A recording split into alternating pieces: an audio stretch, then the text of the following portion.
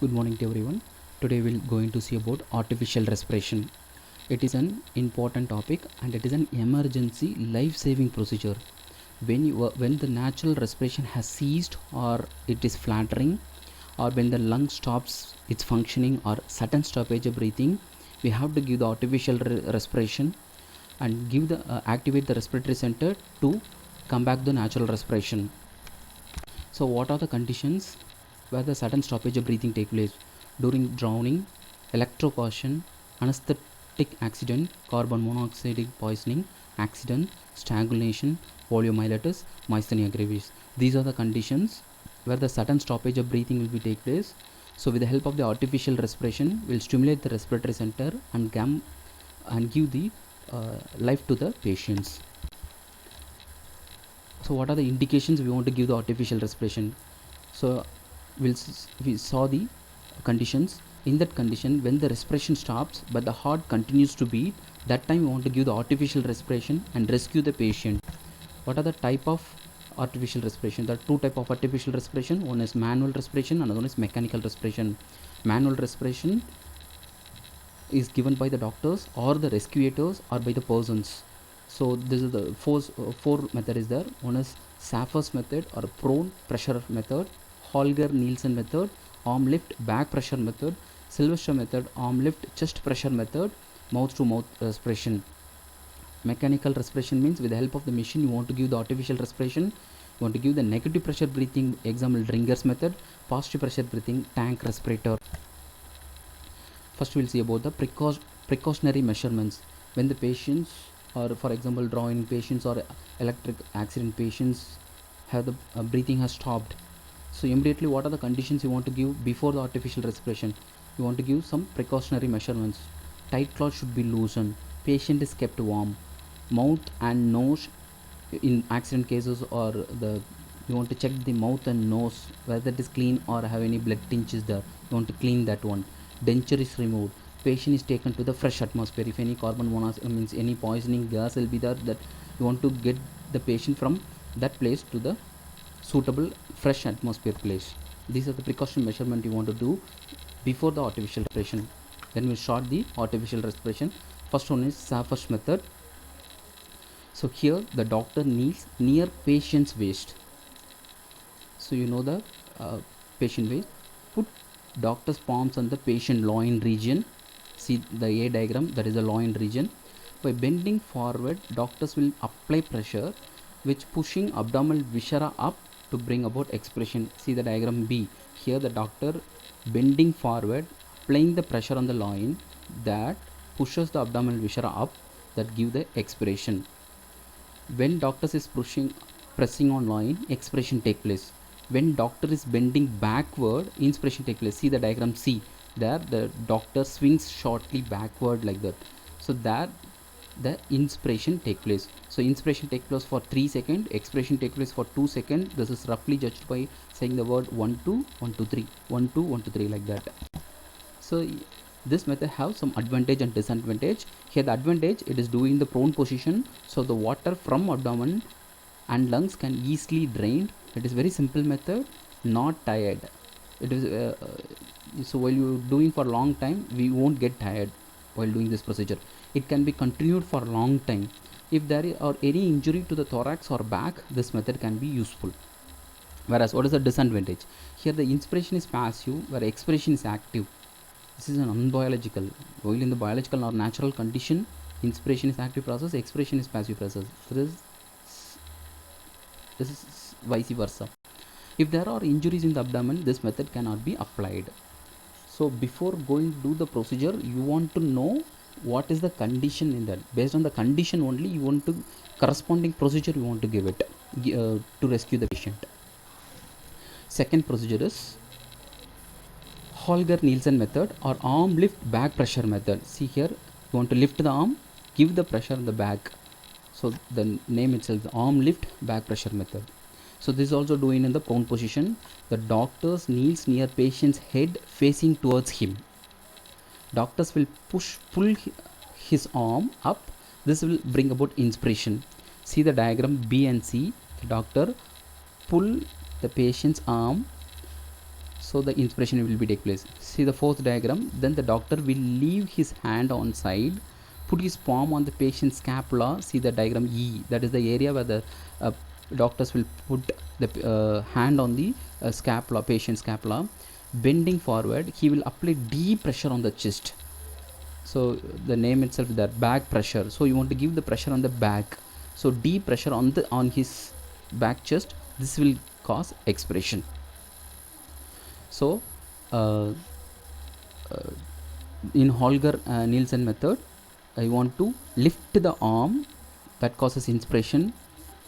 Press the scapula deeply, that give expiration.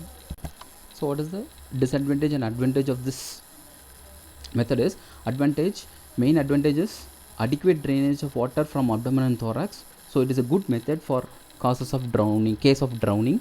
If there is an injury to the abdomen, this method will be used. Both inspiration and expirations are active, so good ventilation is obtained. What is the disadvantage? This is means if you keep on doing, we will get easily tired. So we need more assistance. That means you need 2 or 3 rescuators for one patient. We need 2 or 3 rescuators to do this procedures for doing for long time. Similarly, if there are injuries of the scapula, this method cannot be used. Then we'll go about the third method, is Sylvester method, or arm lift chest pressure method. Here you will give the you want to lift the arm and give the pressure on the chest. So it is also doing in the supine position. Pillow is given below shoulder and neck is fully extended. So the name neck is fully extended means the airway obstruction is not there. This means the airway obstruction is not there. So the doctor will kneel near patient's head facing towards him. He will catch patient's wrist, and by bending forward he will pull patient's arm up. This causes inspiration. See the diagram, below diagram. See the below diagram. Doctor catches patient's wrist and pull patient's arm up, so thus causes inspiration. In above diagram, then the doctors put deep pressure on his chest with patient's hand itself. This will cause expiration. So in the above diagram, doctor give pressure on the patient chest by his patient's hand itself. That causes expiration. So inspiration should be take place for 3 seconds and expiration for 2 seconds. This also have advantage and disadvantage. Advantage, both inspiration and expiration are active, so good ventilation is obtained. What is the disadvantage? Patient in supine position, so there is no drainage of water from lungs. So this method should be used in case of drowning. This method should not be used in case of drowning. This is also a tired method, so more assistance is needed. If rib fracture is there or thorax fracture is there, this method cannot be used. And the final one is mouth to mouth respiration. This is the easiest, best and simplest method, and 90% we can apply, or means 99% we can apply for all these conditions. So mouth respiration. Doctor kneels near patient's neck facing towards him. Pillow is given below, so the neck is fully extended. If the pillow is not there, you want to lift the head, tilt the head, lift the chin. So if you do this procedure in the see the A position, that is head is lifted, chin is lifted, head is tilted. Tilt the head, lift the chin. So the airway obstruction is not there, airway clearance is there. So the fourth point, the B, fourth point, you want to do it with the left hand. Patient's nostrils are closed. Tissue paper or handkerchiefs put on the patient's mouth. Doctor will blow expired air in patient's mouth. This will cause inspiration. So what is the mechanism take place here? When the doctors blow carbon dioxide into the patient mouth, that carbon dioxide stimulates the respiratory center of patient and causes inspiration. We already know that carbon dioxide is the potent stimulator of respiratory center. By taking mouth away, expiration occurs passively. So it has the advantage and disadvantage. Advantage of this method, the expired air have carbon dioxide stimulate the patient respiratory center. Good ventilation is obtained. Inspiration is active, expiration is passive as in physiological condition. It is the best method of artificial respiration in newborn babies. What is the disadvantage? As in supine position, water from abdomen, if it is not drained, may regurgitate back into the lungs. That may lead to respiratory infection. So that's all about the manual method. We'll see about the mechanical method. So with the help of the machine we will do it. The machine generally works on two principles. The first principle is negative pressure breathing by alternate compressing and relaxing the chest wall. That means if you give the negative pressure, either it means it alternate compress and relax the chest wall. That is example Dringer's method. Positive pressure breathing by introducing air or oxygen directly into the lungs, intermittently or continuously. Example tank respirator. We'll see detailedly. First we'll see about the Dringer's method. So in this method, the patient is placed in an airtight. See the diagram properly. There is a tank is there. Outside the tank, the patient's head is there. The remaining part is present inside the tank. The head remaining outside. By mechanically driven pump, the pressure in the chamber is alternately lowered or raised. So inside the container, you want to give the pressure in two form. Either we will increase the pressure or you will lower the pressure. So with help of the motor pump, we can either we will easily increase the pressure and easily lower the pressure. So what happen if you increase the pressure inside the container, and what happen if you decrease the pressure inside the container? So when the pressure is raised or increased inside the container, compression of the chest take place and the air will be pushed out. That means expiration will be take place. When the pressure is lowered in the container, the chest wall swells up and the air is drawn into the lungs. Okay, this is the important mechanism, or two important mechanisms take place. When the pressure is raised, compression of the chest, expiration take place. When the pressure inside is lower, the chest is expanded, inspiration take place. So these methods are very useful in case where prolonged artificial respiration is necessary, such as morphine poisoning, or in paralysis of respiratory muscles such as poliomyelitis, pneumothorax, etc. The second method is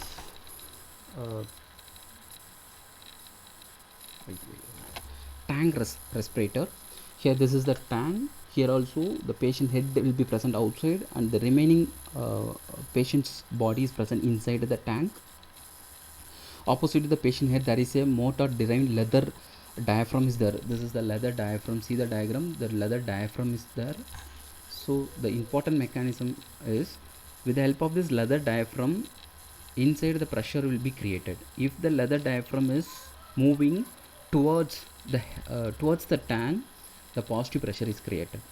If the leather diaphragm is away from the tank, then the negative pressure is created inside the tank. Then so the positive pressure and negative pressure is created with the help of the leather diaphragm. So if the leather diaphragm is move inward or towards the tank, positive pressure is created. If the leather diaphragm is move out or towards away from the tank, the negative pressure is created. If positive pressure is created inside the tank, that causes expiration. Okay. If the negative pressure is created inside the tank, that causes inspiration. Negative pressure that will expand the chest, so inspiration take place. Positive pressure that compress the chest, the expiration will be take place. In this condition, positive pressure that causes expiration raised to 0 to plus 5 centimeter water, and the negative pressure that causes inspiration fall to minus 10 to minus 20 centimeter water. So this is the mechanism of tank respirator. So artificial respiration started at the site of accident till you continue to shift to the hospital. Till the patient is shifted to the hospital, you want to continue the artificial respiration. If patient starts breathing on his own while doing artificial respiration, the patient starts breathing of his own, act of respiration is synchronized with the patient's act of respiration, then stops the artificial respiration. So till now we saw about the artificial respiration. Now we'll go to the second procedure we called as cardiopulmonary rescuations, that we call the CPR. Till now we saw what the artificial respiration means. We'll do only what are the procedure we did is that will stimulate the respiratory center, that will stimulate the natural respiration. So here we'll do both cardio and pulmonary. If there is no respiration or no heartbeat to the patient in certain conditions, you want to do the CPR to stimulate the cardiovascular and respiratory center to bring the patient back to normal position. So what are the conditions you want to do the CPR? During cardiac arrest or coronary vessel injury, diaphragm injury, hemopericardium, hemothorax, interference with ventilation, liver injury, myocardial injury, pneumothorax, rib fracture. So these are the conditions you want to do both the cardio and pulmonary respiration. So for doing cardiopulmonary respiration, there is a correct procedure is there, so that you want to follow. uh, Straight away we can't do the CPR, so some procedure is there to do follow. So for the acronym is DRS ABC, doctors ABC, like that, doctors ABC, DRS ABC. D for danger, R for response, S for shout for help, A for check for airways, B for check for breathing, C for check for circulation. So this is the acronym you want to follow to do the CPR. Danger, response, shout for help, airway, check for breathing, check for circulation. First we'll see about danger. So what danger is there? So check for danger to either yourself or the patient to ensure it is safe to approach. Danger within the community may include furniture, pets, utilities, etc.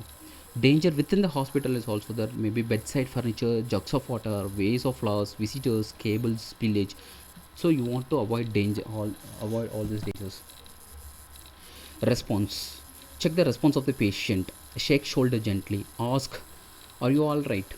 If he respond, leave as you find him. Find out what is wrong. Reassess regularly. If he is not respond, you want to continue ask the patient, "Are you all right? What is your name? Where are you from? Why you fall down?" Like that, you want to continuously ask the questions. If he is not respond, immediately after checking the response, if the response is very improper, then you want to shout for help. You will call immediately call to the ambulance, and you want to get help from their neighbors or the unknown persons around the places where you are present. Then we want to check for the airways.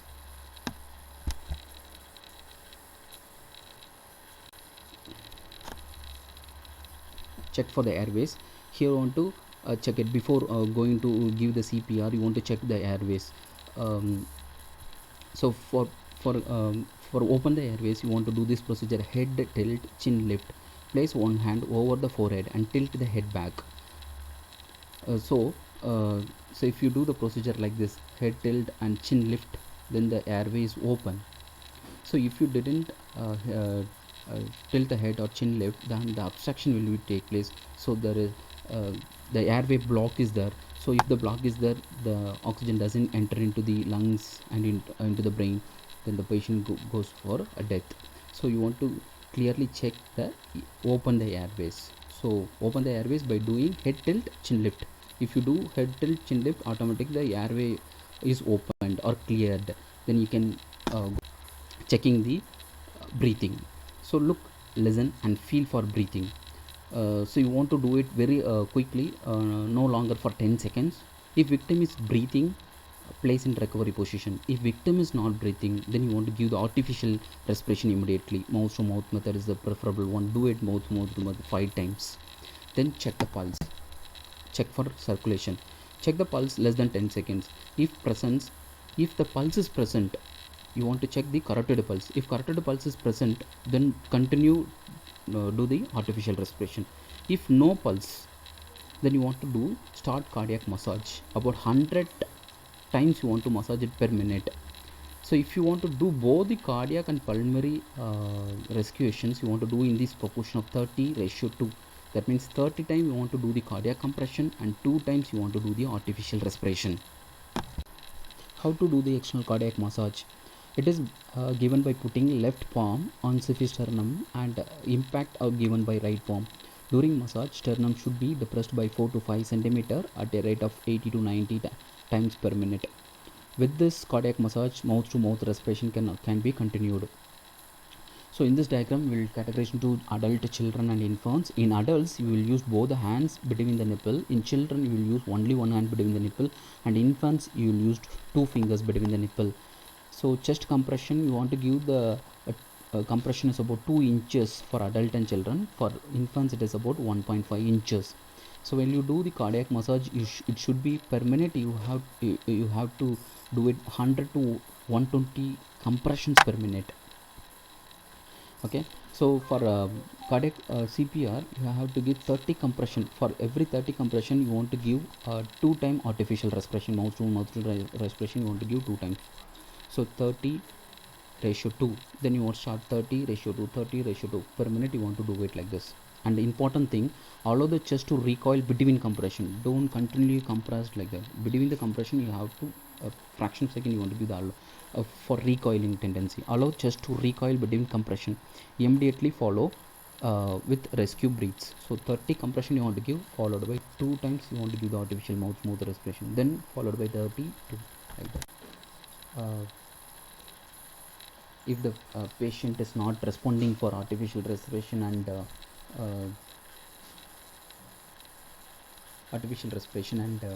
CPR, so the patient might be fall to death.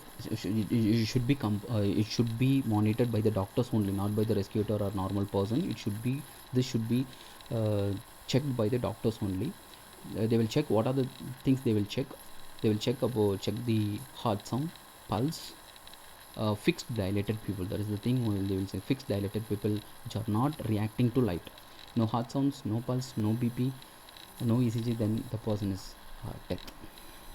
So thank you.